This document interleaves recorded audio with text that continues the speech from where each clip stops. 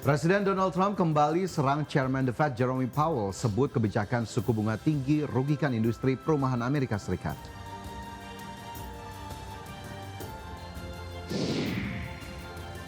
Siaga perlambatan ekonomi di kuartal 3 2025, Bank Sentral Eropa berpotensi kembali tahan suku bunga acuan.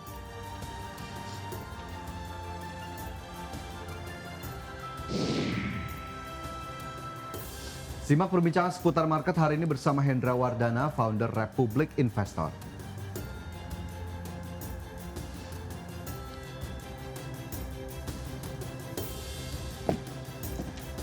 Halo, selamat pagi Fajar, selamat pagi pemirsa. Ya, selamat pagi Ocha dan juga pemirsa. Kembali kita menyapa Anda dalam Market Buzz ya, Ca ya. Kabarnya gimana pagi hari ini? Apakah sehijau IHSG yang rally 1% ya di perdagangan kemarin? Ya, kabarnya tentunya luar biasa. Kemarin juga kita tahu IHSG salah satunya ditopang oleh keputusan dari Bank Indonesia yang memangkas suku bunga acuan ya, Ca, ke level 5%. Dan tadi juga sudah kami informasikan sedikit bahwa European Central Bank atau ECB juga berpotensi untuk kembali menahan suku bunga acuan seiring potensi pelambatan ekonomi di kuartal 3. Betul, tinggal yang kita nantikan bagaimana kemudian besok ya The Fed akan memutuskan suku bunga. Sebagian ini memprediksi akan diturunkan suku bunga 2 kali lagi sampai dengan akhir tahun ini. Tapi kita lihat saja apakah betul-betul pertahankan suku bunga di pekan ini dan baru menurunkan di bulan September. Tapi rasa-rasanya masih banyak sentimen positif yang cukup bisa kita andalkan lah untuk perdagangan pekan ini. Ya, tentunya selain informasi tadi pemirsa, 60 menit ke depan juga kami akan hadir dengan sejumlah informasi menarik seputar ekonomi dan pasar modal. Ya, pemirsa Anda juga dapat menyaksikan kami melalui live streaming di idxchannel.com bersama saya Rosalyn Chiu. Dan saya Fajar Wayong, inilah Market Buzz.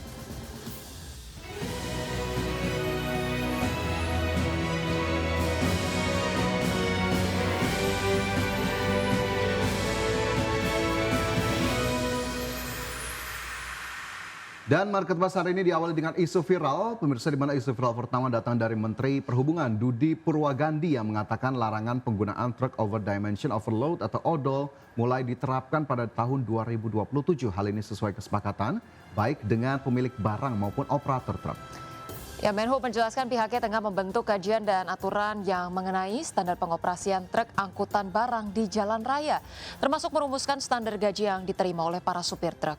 Menurut Menhub, sebagian masalah truk odol ini berasal dari aspek kesejahteraan pada pengemudi truk. Pendapatan yang kecil kerap menjadi penyebab pengemudi truk membawa barang yang berlebih, agar satu kali jalan bisa sekaligus mengantar banyak. Ya, kita lihat bagaimana kemudian komentar terkait dengan isu viral yang pertama. Pemirsa, ini datang dari Pul_Han. Apa ya yang kemudian menjadi komentar dari Pulhan terkait dengan isu odol ini sendiri? Kita lihat pemirsa ke isu viral yang pertama. Ini komentarnya dari Pulhan. Setuju penerapan aturan odol ini digarap demi keamanan dan kenyamanan pengguna jalan lain. Tapi tolong dipastikan bersih pungli, tol open seperti tol Jor 2, tol Serang Palembang, dan tol lain. Tarifnya diperhitungkan lagi biar mobilisasi barang lancar dan kos bisa ditekan. Just my 2 cents. Oke, berikutnya ada komentar yang kita akan bacakan juga. Komentar selanjutnya. Oke, ini datang dari @sof_mail mengatakan harusnya pemerintah ngasih subsidi untuk truk pengangkut pangan kayak gini. Misalnya kasih diskon tarif tol ya untuk mereka yang punya surat jalan dan terbukti barang bawaannya, bukannya malah membuat aturan yang nggak ada solusi. Apalagi mengatur PT untuk menggaji mereka, emang maunya gratisan aja sih gitu. Ya. Baik, Sofmil, kita bergeser ke komentar selanjutnya. Pemirsa @rizky.rvinder. Ini pemerintah kayaknya bingung sih. Oke, kalau kita lihat isu viral terkait dengan pengaturan Truck Over Dimension Overload atau ODOL ini sendiri tentunya memang menjadi dilema tersendiri begitu ya. Tapi memang jika dirasa kerusakannya ataupun kerugiannya dari penerapan truk odol ini sendiri, jika memang terus dilakukan ya setidaknya memang harus dibatasi atau memang benar-benar dilarang secara tegas agar kemudian kecelakaannya bisa minim, kemudian kerusakan jalan juga bisa terhindarkan agar kemudian semua bisa enak juga nih para pengguna jalan lain. Betul, karena kalau target pemerintah untuk menghapuskan truk-truk odol ini sebenarnya udah dari berlama-lama gitu ya, dari tahun-tahun sebelumnya, tapi yang nggak efektif juga gitu. Jadi ini penerapannya akan seperti apa, dan kemudian juga terkait dengan dari perusahaan sendiri ini kan pasti ada beban yang lebih dikeluarkan berarti untuk logistik ya. Ya. Kalau misalnya ini benar-benar secara tertib diterapkan, apakah kemudian tadi ya bisa ada insentif dalam bentuk lainnya misalnya BBM atau kemudian kita juga pastikan jangan sampai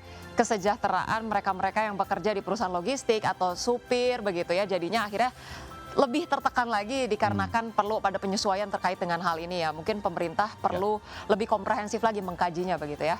Ya, baik itu terkait dengan isu viral pertama. Pemirsa, kita bergeser ke isu viral berikutnya, di mana Presiden Prabowo Subianto merencanakan penarikan utang baru senilai 781,86 triliun rupiah untuk membiayai anggaran pendapatan dan belanja negara 2026, di mana data ini tercantum dalam buku 2 Nota Keuangan beserta rancangan APBN tahun anggaran 2026. Ya, menurut dokumen tersebut, pembiayaan utang akan dipenuhi melalui penerbitan surat berharga negara dan penarikan pinjaman. Dari total pembiayaan utang, mayoritas akan berasal dari SBN. Pembiayaan utang yang bersumber dari SBN neto direncanakan sebesar 749,19 triliun rupiah, meningkat jika dibandingkan dengan outlook APBN 2025. Ya, isu viral kedua tentunya mengundang beragam komentar. Komentar yang pertama datang dari @eriantdb terkait dengan utang di tahun 2026. Bisa kita lihat dari Erian, ini dipotong dari gaji plus tunjangan DPR, bisa nggak sih biar nggak utang terus, beban banget tuh DPR. Oke, kemudian berikutnya dari komentar selanjutnya ada @t.ssoe. Berapa persen yang bisa langsung dirasakan manfaatnya? Adakah 10%? Oke, selanjutnya komentar datang dari pengguna Instagram @yeyemosyari. Pemerintah yang ada di otaknya apa-apa ngutang, bentar-bentar ngutang, lengah dikit ngutang, gimana rakyat mau makmur dan sejahtera coba. Ujung-ujungnya rakyat dihajar pajak secara membabi buta tanpa ampun. Rakyat ngeluh, mana mau didengar. Ya, balik lagi kemudian peningkatan utang yang cukup signifikan ini realisasinya seperti apa? Jangan sampai kemudian yang kemarin-kemarin saja belum produktif begitu ya, hanya menambah-nambah beban fiskal negara. Dan kalau memang ada alasan substantif kenapa kemudian ditingkatkan lagi utangnya, masyarakat umum ini yang menjadi target ataupun sasaran gitu ya, benar-benar merasakan dampak dari utang tersebut atau enggak gitu ya, ataukah kemudian yang lebih merasakan elit-elit lagi nih gitu. Ocha agak ngeri ya komentarnya ya. Oke, terkait dengan utang dalam era APBN 2026 gitu ya, memang harus kita pastikan adalah pengelolaannya harus prudent dan juga kredibel, karena memang sudah ditargetkan Ica 2,48% defisit APBN di tahun 2026, dan memang salah satu faktor utamanya adalah penerbitan utang memang masih terus berlanjut, begitu juga dengan pinjaman. Nah, ini yang kemudian menjadi PR adalah bagaimana kemudian meningkatkan penerimaan negara dari sisi perpajakan termasuk juga bea cukai agar kemudian utangnya bisa semakin lama semakin ditekan, sementara penerimaannya juga bisa membesar dari waktu ke waktu. Tapi PR lainnya adalah jangan sampai memberatkan masyarakat untuk mengejar penerimaan negara. Jadi memang harus ada solusi-solusi atau alternatif-alternatif lainnya, Cak. Ya, kita ke isu viral berikutnya, Fajar dan juga pemirsa, terkait dengan Menteri Hukum Supratman Andi Aktas ini menyampaikan bahwa pihaknya akan melakukan audit terhadap Lembaga Manajemen Kolektif Nasional atau LMKN terkait dengan pemungutan royalti yang belakangan ini menuai sorotan publik.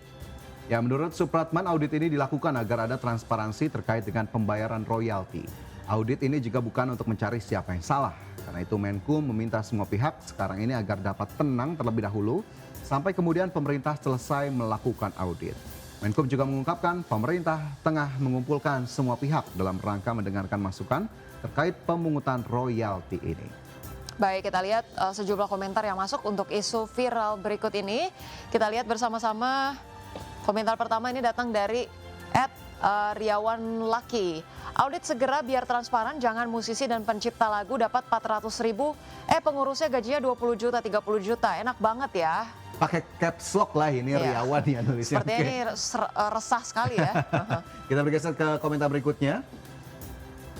Datang dari @wiono_ym, ajak perwakilan musisi South Audit. Setuju ini. Berikutnya kita bacakan komentar terakhir dari @papi_n_josh. Baru sekarang ngomong audit.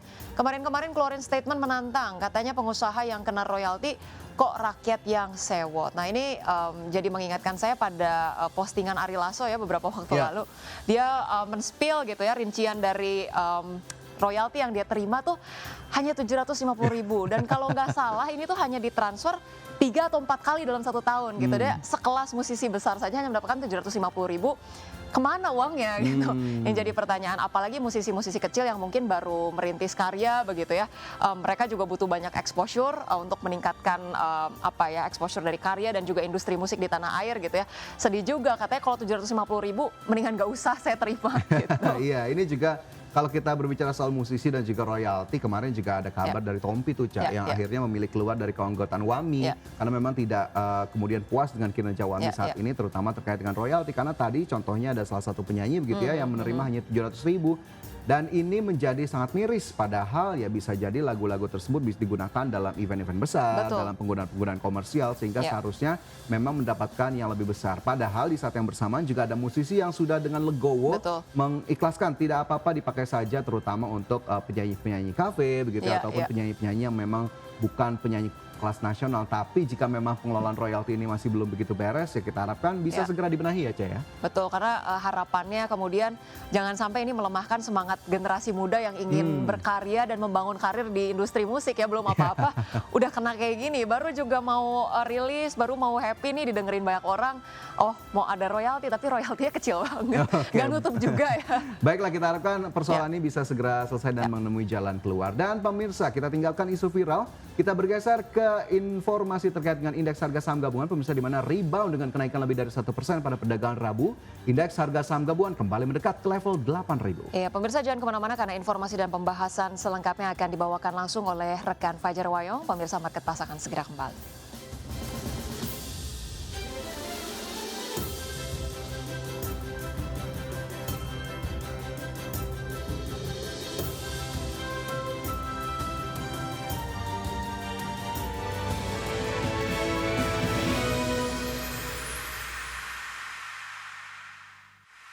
Kembali bersama kami di Market Buzz, pemirsa, indeks harga saham gabungan ditutup rebound signifikan di atas 1% di perdagangan Rabu, ditopang penguatan saham perbankan, properti dan juga real estate. Penguatan terjadi usai Bank Indonesia kembali memangkas suku bunga acuan sebesar 25 basis poin di pertemuan Agustus 2025. Indeks harga saham gabungan ditutup melesat 1,03% ke level 7.900-an, tepatnya di level 7.943,82 di penutupan perdagangan Rabu.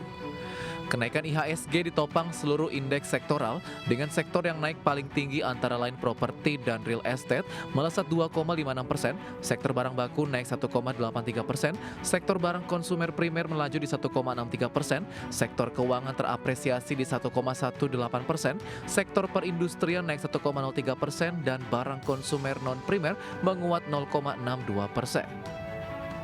Sektor properti melaju kencang usai Dewan Gubernur Bank Indonesia memutuskan untuk memangkas suku bunga acuan BI Rate 25 basis poin ke level 5% di pertemuan Agustus 2025. Rapat Dewan Gubernur Bank Indonesia pada tanggal 19 dan 20 Agustus 2025 memutuskan untuk menurunkan BI Rate sebesar 25 basis point menjadi 5%.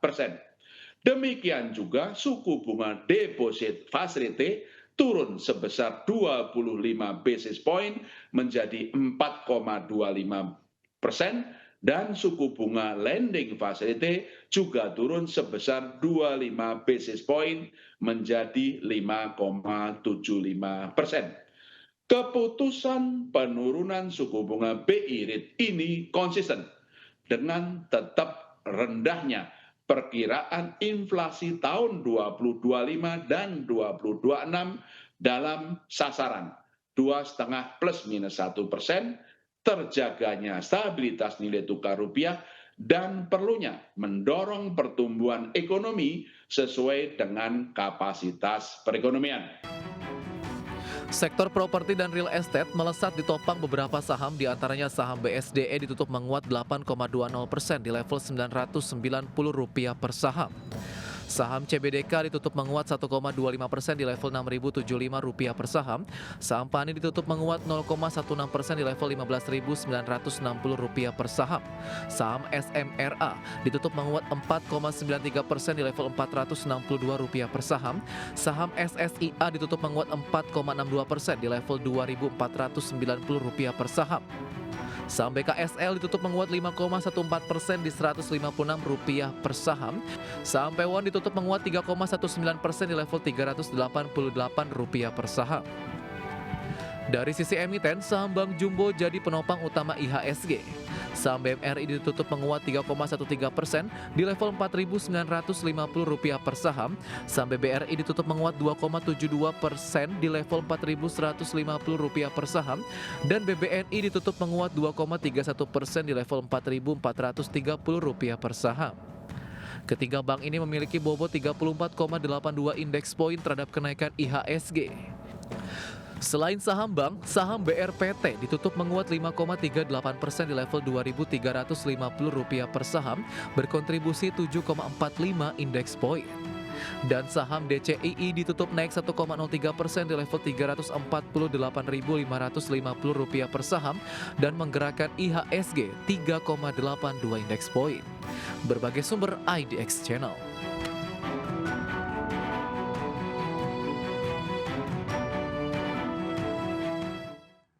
Presiden Amerika Serikat Donald Trump kembali melancarkan kritik kepada Chairman The Fed Jerome Powell, di mana Trump menyebut Powell telah merugikan industri perumahan karena mempertahankan suku bunga tinggi.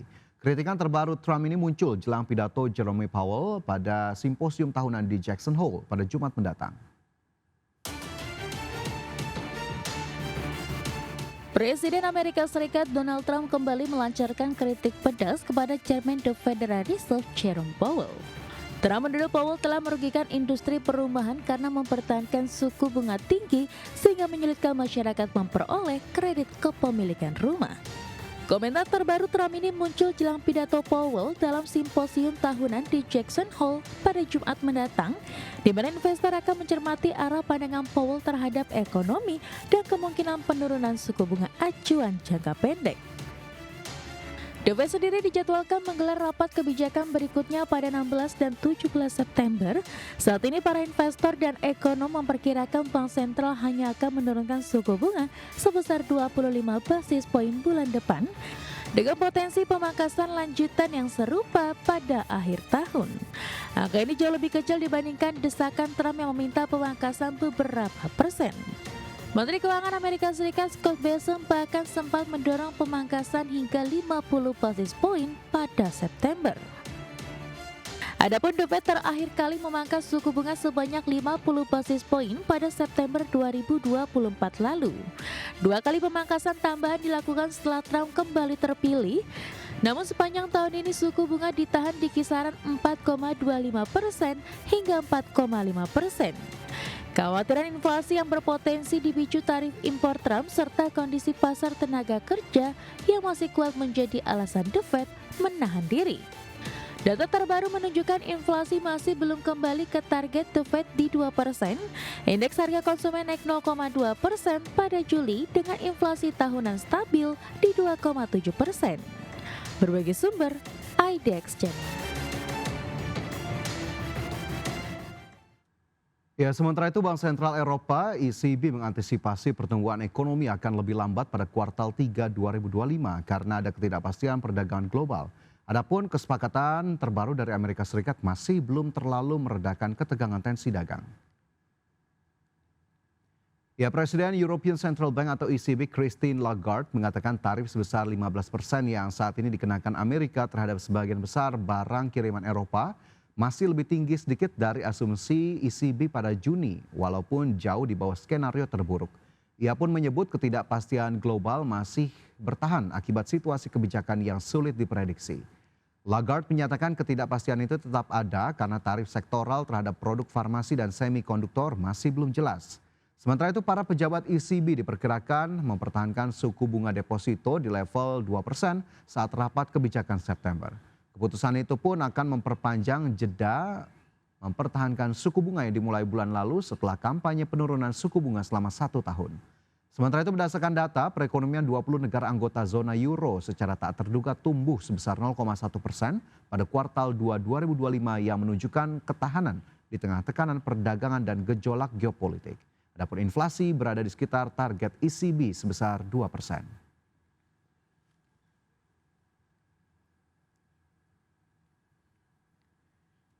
Dan selanjutnya dari pergerakan bursa global pemirsa, indeks utama Wall Street mayoritas melemah pada perdagangan Rabu 20 Agustus 2025. Pelemahan itu dipicu tekanan di saham teknologi, sementara investor juga mencerna laporan keuangan retail yang beragam serta risalah rapat The Federal Reserve.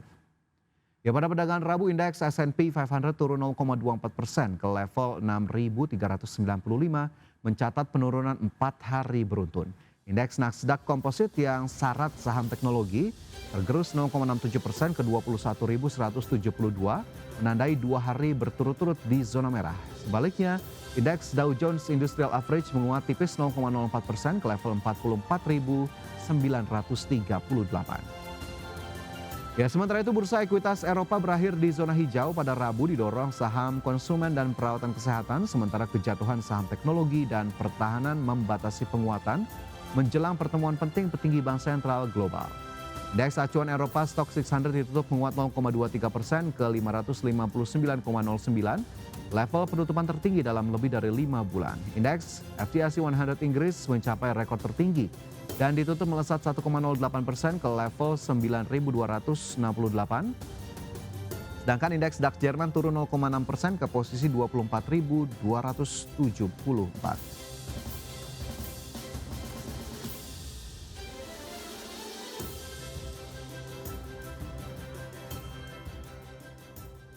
Ya, selanjutnya pemirsa kita ulas terkait dengan kondisi market terkini beserta proyeksi indeks harga saham gabungan dan sudah tersambung bersama Hendra Wardana, founder Republik Investor. Mas Hendra, terima kasih banyak sudah bergabung di Market Buzz hari ini. Sehat ya Mas? Sehat Mas Fajar, selamat pagi semuanya. Ya Mas Hendra, kita awali dengan posisi indeks harga saham gabungan pada perdagangan Rabu kemarin yang rebound lebih dari 1% ke level 7.900-an atau bahkan mendekati level 8.000. Apakah kemudian sentimen utama datang dari pemangkasan suku bunga atau ada faktor lain yang mendasari penguatan kemarin Mas Hendra?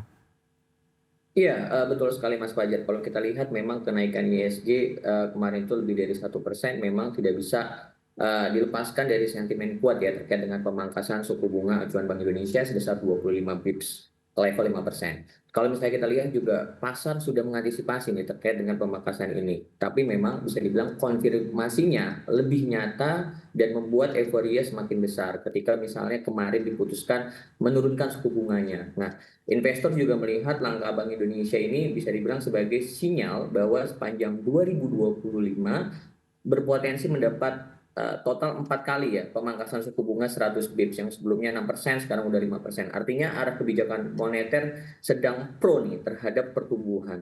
Dan itu juga kita bisa sama-sama lihat kemarin langsung disambut positif oleh pasar saham. Dan kalau kita lihat detail penguatannya juga tidak hanya euforia aja, tapi juga ditopang faktor-faktor fundamental. Terutama kalau misalnya kita lihat saham-saham sektor keuangan dan properti bisa dibilang kemarin naik sangat signifikan, yang kita sama-sama tahu bahwa sektor keuangan dan sektor properti ini yang paling sensitif ketika misalnya suku bunga dinaikkan atau diturunkan. Kalau misalnya kita lihat saja misalnya BRI kemarin naik lebih dari 2,7%, Mandiri naik 3,1%, dan saham-saham properti seperti BSD melonjak 8,2%, Sumarekon naik 4,9%, dan kalau misalnya kita lihat IDX Finance-nya atau di indeks keuangannya naik 1,1% dan properti naik 2,5%. Jadi kalau ditanya apakah ini murni euforia, jadi menurut saya bukan sekedar euforia tapi memang keadaan yang baik untuk market kita ke depan. Oke, baik untuk market kita ke depan begitu ya. Tadi ada pemangkasan suku bunga acuan yang memang menjadi sentimen utama. Sebelum kita gali ke sektor perbankan dan juga properti, tadi Mas Hendra sebetulnya sudah menyinggung sedikit, tapi saya masih ingin kembali ke pemangkasan suku bunga acuan ini yang memang menjadi level terendah sejak tahun 2022. Apakah kemudian ini cukup efektif dalam kacamata Anda Mas Hendra untuk mendorong pertumbuhan ekonomi atau menjadi booster juga bagi pasar modal kita?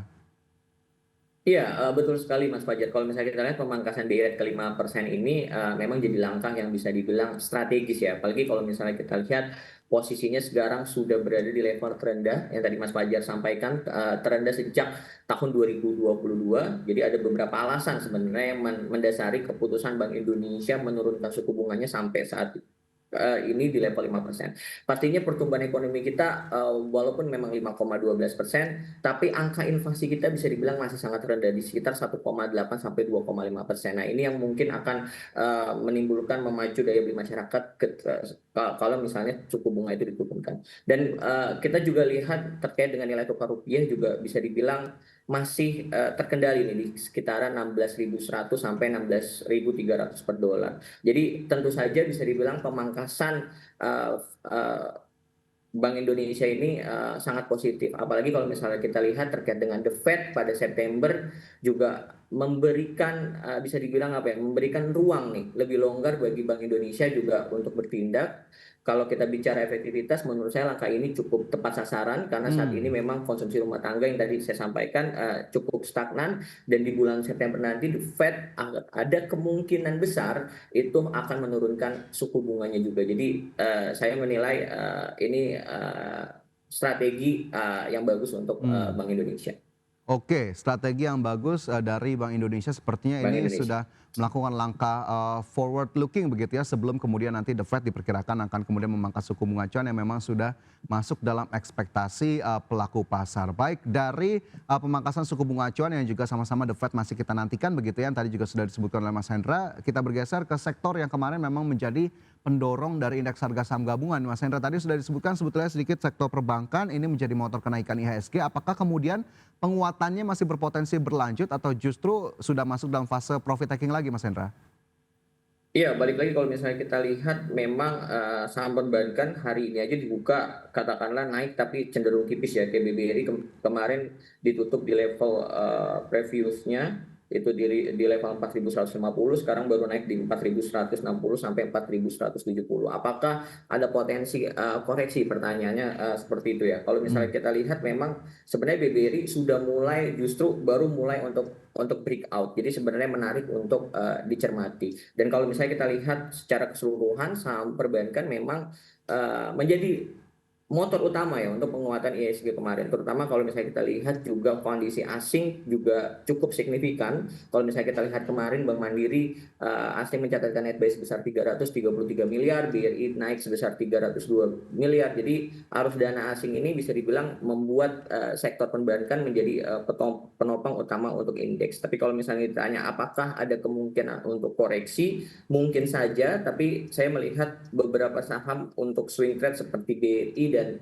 Mandiri masih bisa menjadi pilihan untuk para pelaku pasar.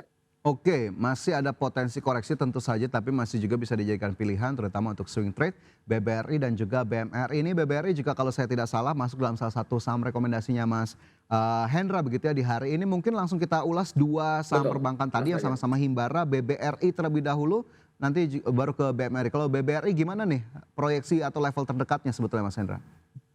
Iya, BBRI kalau misalnya kita lihat masih menarik ya untuk dibeli di level katakanlah 4.130 sampai 4.150 dengan katakanlah take profit pertama untuk BBRI itu ada di level 4.280 dan take profit kedua di level 4.460. Karena kalau misalnya kita lihat memang dia sudah mulai breakout dari resist trend line-nya di level 4.090 dan MACD juga bergerak bullish di area positif 4.090. Jadi ketika misalnya BBRI masih kuat di level 4.090, menarik untuk dicermati atau dikoleksi untuk saham BBRI. Menarik untuk dicermati jika tadi levelnya 4.090-an begitu ya, ini bisa dicatat juga pemirsa. Sementara satu saham perbankan lainnya juga Himbara, ada BMRI di sana yang tadi sudah juga sempat disebutkan. Ini di level 4.910 saat ini atau masih terlihat ada koreksi-koreksi tipis di pembukaan perdagangan. BMRI kemana dan bagaimana kemudian strategi yang bisa kita lakukan? Iya, sebenarnya kalau misalnya kita lihat memang kondisi dari Mandiri kemarin sempat naik lebih dari 3% ya. Kalau misalnya kita lihat memang ada potensi untuk Mandiri sebenarnya Kalau misalnya balik lagi terkait dengan risk profile dari masing-masing investor seperti apa, kalau tipikalnya yang konservatif atau moderate bisa buy on weakness di moving average 5-nya untuk Bank Mandiri itu ada di level katakanlah 4.880 dengan kondisi sekarang di level 4.910 bisa buy on weakness di 4.880. Tapi kalau misalnya tipikal yang risk taker mungkin bisa agak naik aja di level 4.900 di angka psikologis, atau bisa buy juga di harga sekarang 4.910 dengan target resisten pertamanya itu di Mandiri itu ada di level 5.125 dan take profit keduanya ada di level 5.600. 5.125 menjadi level take profit pertama, sementara tadi 4.880 bisa menjadi level buy on weakness untuk BMRI yang hari ini masih bergerak di kisaran 4.900. Baik, itu tadi untuk dua saham perbankan, ada BBRI dan juga BMRI. Dan pemirsa, jika kita lihat ini indeks harga saham gabungan sudah bergerak meskipun mengalami pelemahan begitu ya pada pembukaan perdagangan. Tapi nanti kita akan gali lebih lanjut bersama dengan Mas Hendra. Tapi kita harus jeda terlebih dahulu, pemirsa. Market Buzz segera kembali.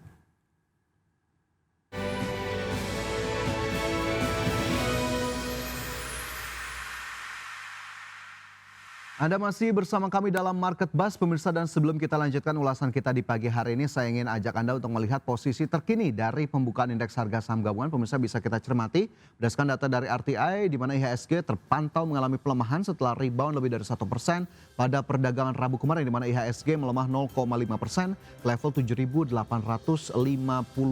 dan terlihat begitu ya, ini masih terus mengalami pergerakan bahkan sejak pre-opening tadi. Sementara kita lihat dari sisi sektoralnya sendiri, ini yang memang menjadi motor pelemahan dari IHSG.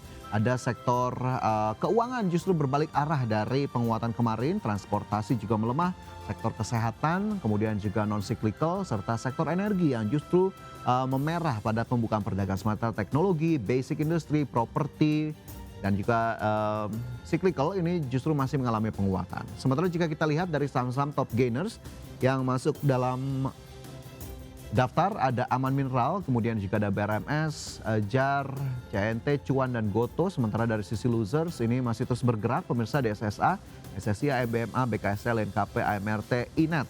Dan dari indeks harga saham gabungan yang melemah, kita lihat posisi dari Bursa Asia, pemirsa. Bagaimana kemudian posisinya pada pagi hari ini?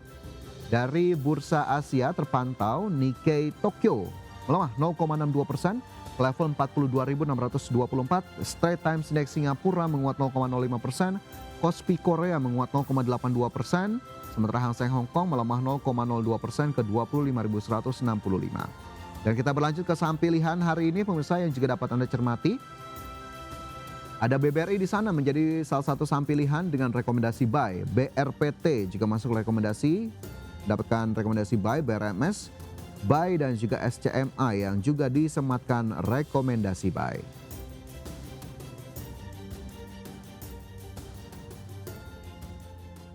Kembali bersama kami Hendra Wardana, founder Republik Investor. Mas Hendra, sedikit boleh komentar terkait dengan posisi pembukaan di hari ini. Masihkah sesuai ekspektasi? Iya, sebenarnya kalau misalnya ditanya para analis seharusnya banyak merekomendasikan bahwa IHSG akan naik ya, tapi memang market memang cenderung menarik kalau misalnya kita lihat pagi ini. Selagi IHSG masih kuat di level 7.900 di level psikologisnya atau di angka moving average 5-nya menjadi supportnya di level 7.881, sebenarnya masih sangat menarik untuk IHSG sebelum balik lagi ke angka yang menariknya atau resisten terbaiknya itu di angka 8.000 untuk IHSG. Kalau misalnya kita lihat juga sebenarnya saham-saham pilihan kayak misalnya tadi seperti BBRI tadi sempat melemah, sekarang sudah balik lagi di angka 4.150. Jadi masih ada peluang untuk IHSG, masih panjang lah perjalanan IHSG pagi ini. Ya, masih panjang perjalanan karena memang ini baru saja di level pembukaan. Pemirsa, nanti kita cermati bagaimana kemudian laju IHSG di perdagangan Kamis. Sementara dari indeks harga saham gabungan tadi kita lihat juga secara sektoral properti kembali mencatatkan penguatan di tengah pelemahan yang ada. Mungkin kalau properti sedikit nih Mas Hendra, kenapa kemudian kemarin cukup menguat? Apakah kemudian semata-mata dari faktor pemangkasan suku bunga, dan adakah salah satulah sektor ataupun saham di sektor properti yang mungkin bisa dicermati? Oke, Mas Fajar, kalau misalnya kita lihat memang kenaikan sektor properti kemarin melesat lebih dari 2,5% ya. Sebenarnya merupakan kombinasi nih antara reaksi jangka pendek dan katalis jangka panjang. Jadi secara historis saham-saham properti memang bisa dibilang ya selalu sensitif pastinya terkait dengan pemangkasan suku bunga. Jadi wajar kalau misalnya investor langsung berspekulasi ketika misalnya Bank Indonesia menurunkan suku bunganya. Namun kalau kita lihat lebih dalam memang bisa dibilang fundamental sektor ini juga masih menarik. Kalau misalnya dibilang dengan tren penurunan suku bunga, kemungkinan akan berlanjut, apalagi kalau misalnya The Fed menurunkan suku bunganya, bisa jadi Bank Indonesia agresif lagi nih untuk menurunkan lagi. Jadi untuk di tahun depan atau setidaknya sampai semester 2 di tahun 2025, pengembangan properti pastinya akan lebih ada peluang katakanlah untuk penjualan unit pada akhirnya ya pastinya akan memperbesar laba pendapatannya. Jadi kalau misalnya ditanya dari properti yang menarik apa sih yang dicermati, salah satunya yang mungkin bisa teman-teman cermati itu ada BSDE yang kemarin naik lumayan sangat signifikan, dan juga ada katakanlah di sana ada Sumarekon atau SMR. Oke, baik, sektor properti tentunya menjadi reaksi yang cukup wajar dari kebijakan suku bunga, dan tentunya ini juga bisa diperhatikan kembali, ada saham-saham yang bisa dilihat, ada BSD dan juga Sumarekon begitu ya dari menurut Mas Hendra, tapi sekali lagi kami kembalikan kepada masing-masing dari Anda. Betul. Nah, selanjutnya kita mungkin ke saham pilihan, tapi ini agak juga nyerempet soal kemarin ya, saham konglomerasi yang juga menjadi motor penguatan ISG, ada BRPT, kemudian ada DCII, dan BRPT ternyata masuk menjadi salah satu saham rekomendasi Anda di hari ini, Mas Hendra. BRPT sebetulnya seperti apa? Arahnya kemana ini BRPT? Iya, kalau misalnya kita lihat memang saya harus bilang memang kalau misalnya secara fundamental memang bisa dibilang sudah over value. Tapi di market kita ya market selalu dinamis, banyak faktor yang dilihat. Salah satunya ketika misalnya kita lihat konglomerasi gitu. Jadi kalau misalnya ditanya BRPT arahnya kemana, kalau misalnya kita lihat dengan perdagangan 10 menit ini BRPT masih bergerak dalam range di level previous atau penutupan kemarin di level 2350-2360. Jadi sebenarnya kalau misalnya ingin beli dengan kondisi harga saat ini masih menarik untuk dicermati BRPT dengan area pembelian di level 2350 sampai 2360, boleh hajar di overnya dengan take profit pertama di level 2440 dan take profit kedua di 2520 dengan batasan stop loss di level 2260. Karena kalau misalnya kita lihat BRPT ini sudah mulai rebound di area support klasiknya di level 2190 sampai 2260, dan kalau misalnya kita lihat juga akumulasi bayarnya juga lumayan meningkat untuk BRPT, dan untuk jangka menengah sampai jangka panjang setidaknya sampai tahun 2025 bisa dibilang masih menarik, karena kita bisa lihat laba kemarin di 6 bulan pertama itu naik lebih dari 3.000% untuk BRPT. Jadi mungkin masih bisa dicermati. Oke, jadi masih bisa dicermati itu kenapa kemudian masuk menjadi salah satu saham rekomendasi di hari ini. Ada BRPT, pemirsa, yang saat ini bergerak di level 2350 mendapatkan rekomendasi buy. Jika kita lihat juga dari awal tahun ternyata cukup jauh ya perjalanannya dari level 900-an begitu, bahkan sekarang sudah mencapai level 2300-an. Baik, dari BRPT kita bergeser ke saham pilihan lainnya, ada BRMS. Mas Hendra, kenapa nih kemudian BRMS masuk di rekomendasi hari ini? Iya, BRMS kalau misalnya kita lihat perjalanan 13 menit pada saat market sudah dibuka, ternyata sudah menguat 8 poin ya, atau menguat 1,67%. Nah, kalau misalnya kita lihat BRMS ini sebenarnya sudah breakout area resisten terkuatnya di level 474, dan sebenarnya sangat berpotensi untuk menguji resisten psikologisnya di angka 500. Kalau misalnya di bawah 500 dia fraksinya 2, tapi di kelipatan pada saat 500 dia kelipatannya 5. Jadi sebenarnya menarik untuk dicermati. Nah, kalau misalnya kita lihat secara data pun, asing selama 2 hari terakhir saja di BRMS, selain di sektor perbankan, asing banyak mencatatkan net buy di BRMS sebesar 351 miliar. Dan secara MACD juga golden cross. Jadi BRMS masih bisa dicermati dengan area pembelian di 480, dengan take profit pertama di 498 dan take profit kedua di 510 dengan batasan stop loss di 460. Nah, sekarang posisi BRMS sudah di 494, balik lagi disesuaikan saja dengan risk profile teman-teman. Kalau teman-teman risk taker mungkin bisa beli, tapi kalau yang konservatif atau menderat sabar saja buy on weakness. Oke, itu tadi cukup lengkap begitu ya untuk BRMS, strategi yang bisa dilakukan menjadi saham pilihan ketiga di hari ini. Dan terakhir ada salah satu saham pilihan lainnya, ada SCMA. Mas Hendra, mungkin agak singkat begitu ya untuk SCMA seperti apa? Oke, untuk SCMA kalau misalnya kita lihat sekarang masih perjalanannya masih bergerak di level 280 atau baru turun 2 poin, jadi masih menarik untuk dibeli dengan area beli di 280 sampai 282 dengan profit pertama di 294 dan make profit kedua di 304 dengan batasan stop loss di 270. Kenapa SCMA masih menarik? Karena kalau misalnya kita lihat beberapa keterbukaan informasi dari MTEX. Salah satunya dia sudah mengakumulasi sebesar 230 juta lembar saham atau setara 0,31%. Jadi masih sangat menarik secara berita corporate action. Dan kalau dari sisi akumulasi juga masih sangat menarik dan ada sentimen yang menariknya ketika misalnya ada isu bahwa Video atau Super Bank-nya pengen IPO. Jadi secara teknikal masih menarik untuk katakanlah bisa ke level psikologisnya di angka 300 untuk SCMA. Baik, menarik juga untuk SCMA begitu ya, bisa menjadi salah satu pilihan. Pemirsa, 4 saham pilihan dari Mas Hendra hari ini ada BBRI, BRPT, BRMS dan juga SCMA. Sekali lagi disclaimer on keputusan keputusan investasi tetap kami kembalikan kepada masing-masing dari Anda. Mas Hendra, sebetulnya masih banyak sekali yang bisa kita gali, tapi sepertinya waktu kita terbatas. Mas Hendra, terima kasih banyak sudah bergabung bersama kami di Market Buzz hari ini. Mas Hendra, sehat dan sukses selalu untuk Anda. Ya pemirsa, itu tadi perbincangan kami bersama dengan Hendra Wardana, founder Republik Investor. Dan pemirsa, tentu Market Buzz masih akan ada sejumlah informasi lainnya, tapi saya tidak sendiri, bersama dengan rekan Rosalin Ciu. Ocha, ada informasi apa lagi setelah ini? Ya, baik Fajar dan juga pemirsa, informasi selanjutnya ini terkait dengan Siloam International Hospitals yang membukukan pertumbuhan double digit pada semester pertama tahun 2025. Jangan kemana-mana pemirsa, informasinya kami hadirkan usai jeda berikut ini.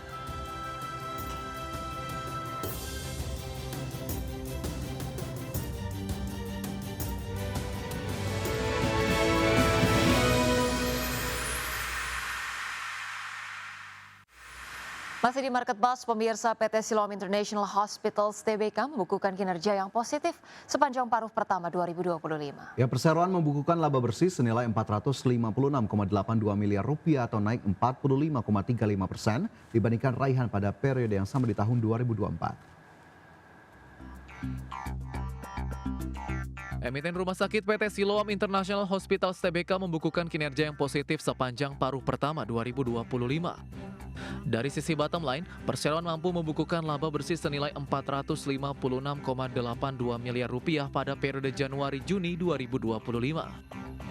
Laba bersih tersebut naik 45,35% secara tahunan dibandingkan raihan senilai dari 314,28 miliar rupiah pada periode yang sama di tahun 2024. Melansir laporan keuangan, perseroan membukukan pendapatan senilai 6,1 triliun rupiah pada paruh pertama 2025. Pendapatan meningkat 1,46% secara tahunan dari periode yang sama di tahun sebelumnya. Pendapatan terutama disumbangkan oleh segmen non-spesialis yang membukukan pendapatan senilai 4,72 triliun rupiah. Lebih rinci pada segmen spesialis, perseroan membukukan pendapatan sebesar 1,37 triliun rupiah. Dari 17 rumah sakit Siloam yang tersebar di seluruh Indonesia, pendapatan perseroan terbesar datang dari Rumah Sakit Siloam MRCCC Semanggi yang membukukan pendapatan senilai 776,4 miliar rupiah pada periode Januari-Juni 2025 atau naik 0,13% secara tahunan dari tahun sebelumnya. Berbagai sumber IDX Channel.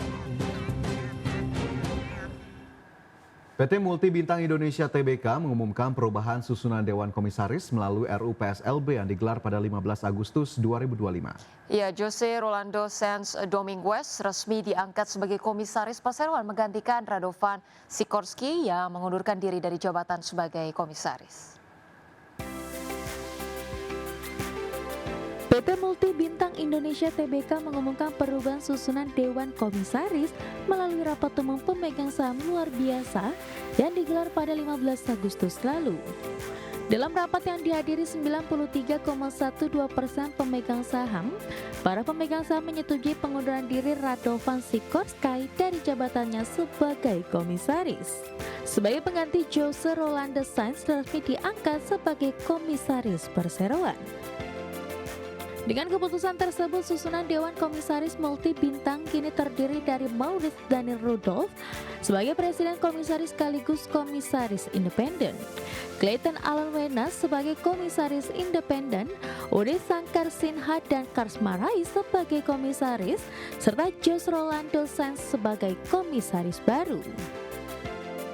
Sementara itu dari sisi kinerja, Persero melaporkan meraih laba 425,75 miliar rupiah per Juni 2025, turun tipis dari periode yang sama tahun sebelumnya. Meski demikian, dalam laporan keuangan yang tidak diaudit, Persero mencatatkan pendapatan naik menjadi 1,47 triliun rupiah. Di saat yang sama, beban pokok penjualan juga naik dari 562,43 miliar rupiah menjadi 604,52 miliar rupiah. Sementara itu, aset perseroan turun dari 3,44 triliun rupiah menjadi 2,97 triliun rupiah. Penurunan ini seiring dengan berkurangnya ekuitas setelah pembagian laba dan turunnya utang usaha jangka pendek. Berbagi sumber, IDX Channel.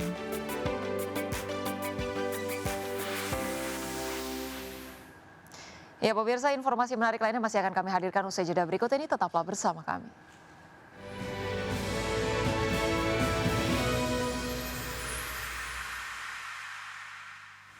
Ya, masih bersama kami di Market Buzz. Pemirsa, pemerintah berencana membangun gedung pusat pengelolaan dana umat.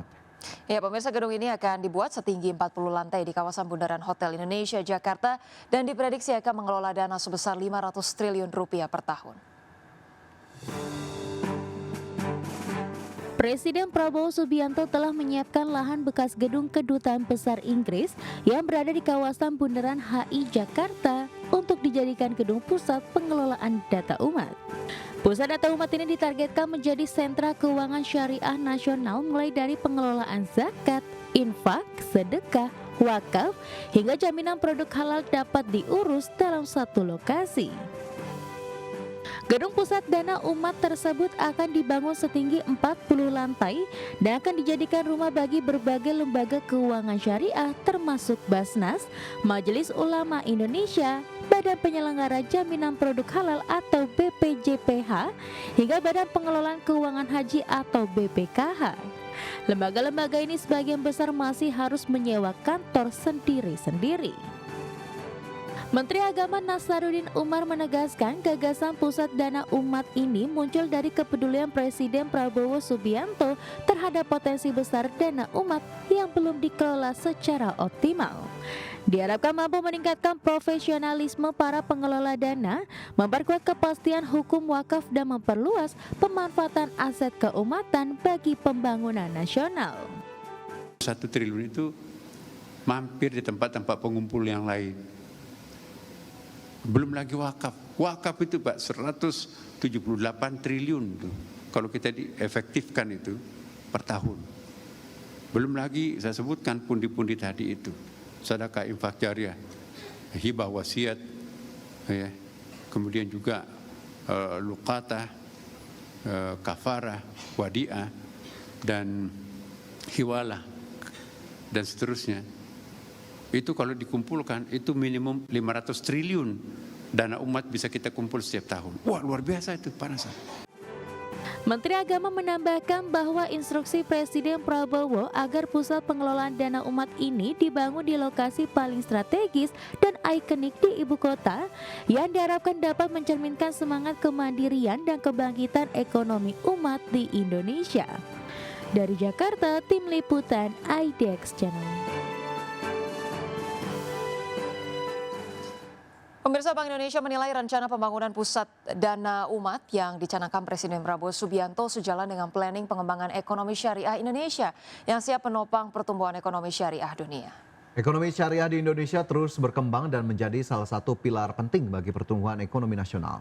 Dari UMKM hingga industri besar, sektor ini semakin diperkuat untuk memberikan manfaat yang lebih luas bagi masyarakat. Gubernur Bank Indonesia Peri Warjio optimistis hadirnya pusat dana umat sebagai bagian dari pengembangan ekonomi syariah Indonesia yang bisa mendorong Indonesia menjadi pusat ekonomi syariah dunia ke depannya. Untuk itu Bank Indonesia berharap adanya upaya strategis memperkuat kolaborasi semua pihak dalam membangun ekonomi syariah Indonesia.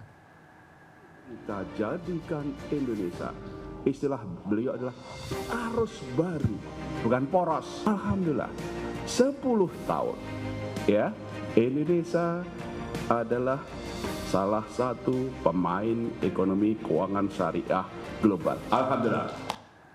Baik pemirsa, 60 menit sudah kami menemani Anda dalam Market Buzz dan semoga pembahasan hari ini dapat menjadi referensi dan sumber informasi untuk Anda. Dan pastikan untuk memperbaharui terus informasi Anda hanya di IDX Channel, your trustworthy and comprehensive investment reference. Dan jangan lupa saksikan First Session Closing yang tayang pada pukul 12 waktu Indonesia Barat. Dan pemirsa, karena urusan masa depan harus terdepan, aku investor saham. Saya Fajar Royan dan rekan saya. Dan saya Rosalyn Chou, pemirsa, kami pamit undur diri. Terima kasih dan Sampai sampai jumpa. jumpa. Ya, jadi jangan nge-like.